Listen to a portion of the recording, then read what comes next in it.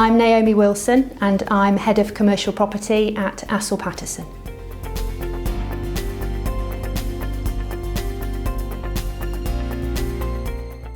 Heads of terms are basically a list of the main provisions that a landlord and a tenant need to agree before they draft a new commercial lease.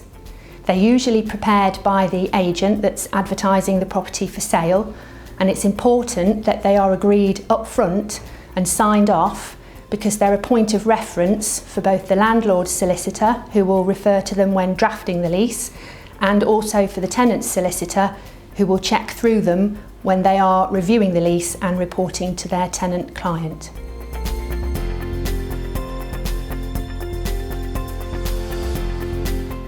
So the main terms that a landlord and a tenant have to consider when agreeing the heads of terms for a new commercial lease are the identity of the landlord and the identity of the tenant. This is especially important if the tenant is a limited company. We also have to agree the length of the term of the lease and the amount of the annual rent. And obviously the description of the property is of paramount importance because of the repairing obligations that will be in the lease.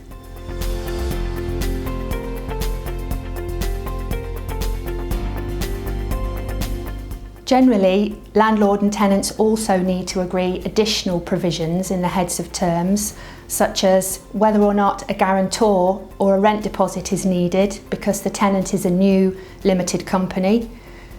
whether or not break provisions need to be agreed, so that is whether or not the tenant can bring this lease to an end partway through the term on, say, 6 months prior notice,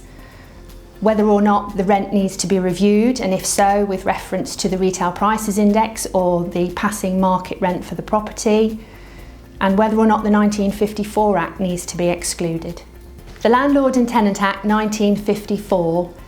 gives a tenant statutory protection. So when the lease comes to an end, they are allowed to remain in the property and to require the landlord to grant them a new lease. If a landlord doesn't want the tenant to remain in the property at the end of the lease term, or he wants the ability to review his options,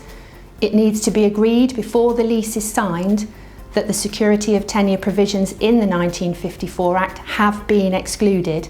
and the tenant doesn't have a statutory right to remain when the lease comes to an end.